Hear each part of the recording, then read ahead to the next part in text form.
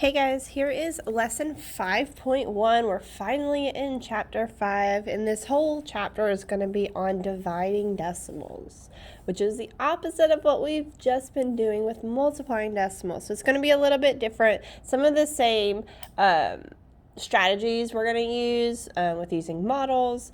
And then today we're actually going to be dividing division patterns with decimals. So we're going to find some patterns with these decimals while we're dividing. So our essential question for today is, how can patterns help you place the decimal point in a quotient? Let's take a look at this first word problem. It says the Healthy Wheat Bakery uses 560 pounds of flour to make 1,000 loaves of bread. Each loaf contains the same amount of flour. How many pounds of flour are used in each loaf? So first, let's underline. It says underline the sentence that tells you what you're trying to find. So we're trying to find how many pounds of flour are used in each loaf of bread. And it also says to circle the number you need to use. So we need to use that 520 pounds of flour, and we're going to use 1,000 loaves of bread. So it says you can use powers of 10 to help you find quotients. Dividing by powers of 10 is the same as multiplying by 1/10, 1/100th, and 1,000th. So we're going to see those patterns translated right here. It says look for a pattern in these products and quotient. So we have 560 times 1 is 560. 560 times 1/10. So we would divide it by 1 by 10. So that would give us 56. This would be the same as dividing it. We're multiplying it. So we're multiplying by 100th, which would be the same as dividing it by 100. So we're going to move our decimal 2 places. And then 1,000th would be the same as dividing it by 1,000. Sorry, it's getting a little blurry here. Let me see if I can zoom in some. By 1,000. So we would move it 3 places. So how many pounds of flour is used in each loaf of bread? Well, we're dividing the 560 pounds of flour into 1,000 loaves. So it would be 0 and 56 hundredths, or 560 thousandths. As you divide by increasing powers of 10, how does the position of the decimal point change in the quotient? So I want you to look back at here. How does the decimal change with the quotient? And what we see is going to move 1 place to the left as we increase our the number that we're dividing by. So we can say the decimal point, I hope you're writing this down and not just sitting there, point moves not just 1 place, but 1 place to the left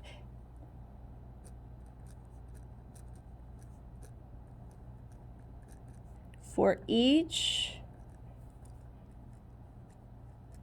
increasing power of 10.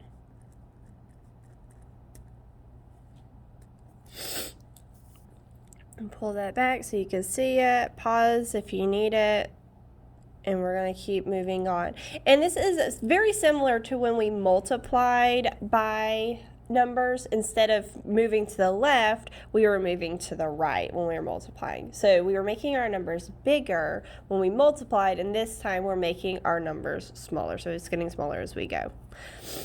All right, so then it says another way is to divide 560 divided by 10 to the third power.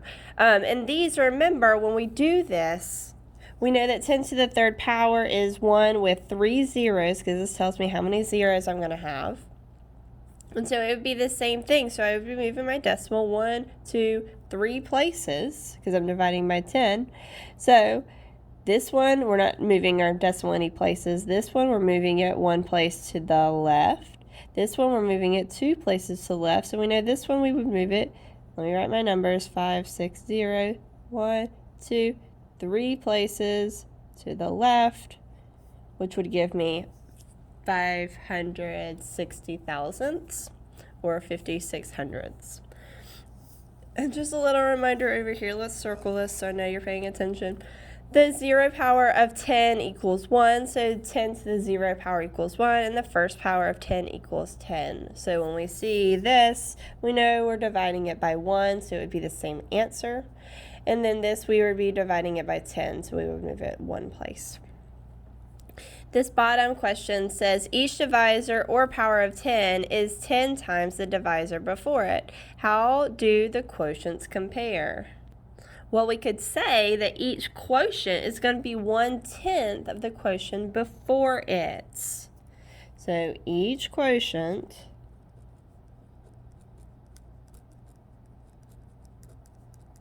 is 1/10 of the quotient before it. I'm running out of room here. All right, if you need to do the whole thing, pause it real quick. All right, we are going to keep rocking and rolling. Here's our next example, but let's look at the connect part of the top. It says dividing by 10 is the same as multiplying by 1/10 or finding 1/10 of a number.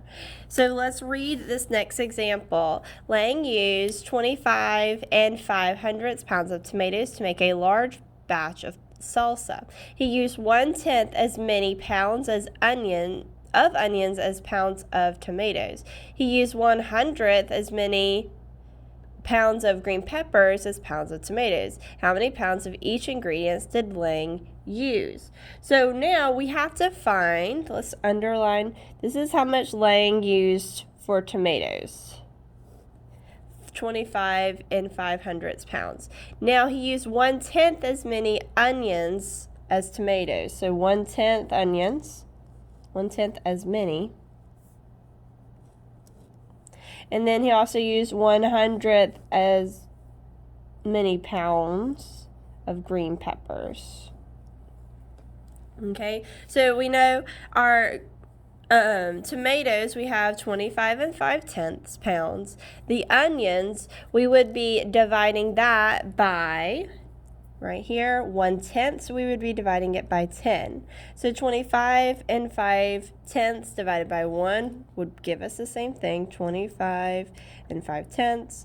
And then 25 5/10 divided by 10, that means we're going to be moving our decimal point one place to the left, because we're dividing it by 10. So it would be 2 55 hundredths. That's how we would get our onions. And we would do the same thing for the green peppers, except the green peppers, he used 1/100. So instead of dividing it by 10, like we did with this one, 1/10, we would be dividing this one by 100. So let's divide it by 100. So now they're wanting us to do a little bit more thinking. We're dividing 25 5/10 divided by 1, which gives me 25 5/10. Doing the same thing again, we're finding that pattern, 25 5/10 divided by 10. We already found that one. That's going to give us 2 55 hundredths.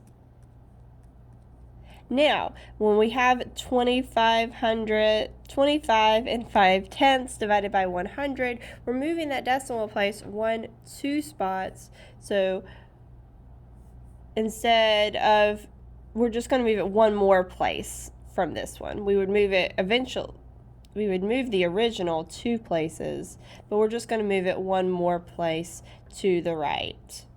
So that would be 0 and 255 hundredths. Or you could do it this way, 1, 2, because that is the original number. Move it over 2 places. Okay, so Lang used all these 20s and Oh my gosh. So Lang used 25 and 500 pounds of tomatoes. How many pounds of onions did he use? Well, we found out that it was 2 and 55 pounds of onions. And how many pounds of green peppers? That was this one. 0 and 255 thousandths pounds of green peppers.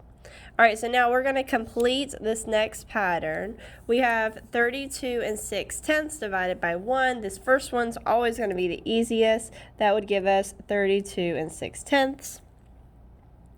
Now we would be dividing that number by 10, so I know I'm going to move it one place to the left. So I'm going to move this number one place to the left. So then I would be left with 3 and 26/100. And then I do the same thing right here. I'm going to move it 1, 2 places. So 1, 2 places. So now I'm at 3, 2, 6, except I want to put my 0 in front. I don't want you to just put the decimal 362 thousandths. I want you to put 0 and in front of it. All right, let's do the same thing with this one. What I find the easiest when I'm doing this, especially with my exponents, I'm going to write it the same way I did over here. So I know that 10 and 0 to the 0 power, that's going to be 1. So I'm dividing it by 1, so I know that's going to give me the same, that's going to give me that quotient. So it'd be 50 and 2/10. And then this one, I know that 10 to the first power would be 10. So then I would say 50 and 2/10 divided by 10. I'm just moving my decimal place one place to the left because it's a 10. One place, 1 0.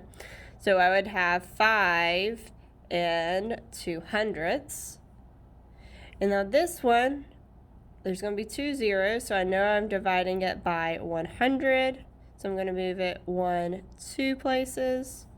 So that would be 0 and 502 thousandths. And I really suggest writing this because, especially with this one, sometimes we forget what 10 and 0/100ths is.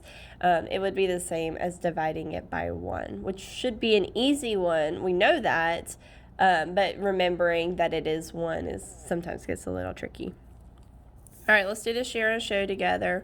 We're going to complete the pattern. 456 divided by 10 to the 0 power would be the same thing.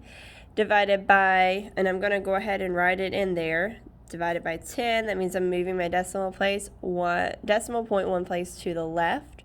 Then we have 456 divided by 10 to the second, which is the same as 100. Would give me 4 and 56/100ths, and then dividing it by 10 to the third would be the same as dividing it by 1,000. So I know I'm going to move it 1, 2, 3 places to the left. So that would be 0 and 456 thousandths. All right, so now let's see if we'll do a couple more together, and then I'm going to let you do some on your own. All right, number 2, we have 225 divided by 10 to the 0 power. I know I'm dividing this by 1, so that would be 225. All right, now I want you to pause the video, and I want you to try to do the next couple on your own, and let's see if you get them right. All right, here is the correct answers. I went ahead and filled in what these would translate to if we were talking about regular numbers. And then I went ahead and gave you the answers, but check to make sure your answers are correct. Don't just copy it down because we're not learning anything if we're just copying it down. All right, let's do one more together. Go ahead and pause the video and then check your answers. All right, here you go. This is what yours should look like. Okay, now what I want you to do is I want you to do some of these on your own. So I want you to do number 4, 5, 6, 7, 8, 9, 10. Zoom in just a little bit. All right, some of these hot problems. 11, 12, flip, 14. Now you're using this table to solve that one, okay? And then 18. And then if you're feeling extra, do number 15 as well. So 14, 15, and 18 are the ones on the back. All right, guys, go ahead and do your best. Take your time, and if you have any questions, make sure you pop on the Google Meet and ask. Bye.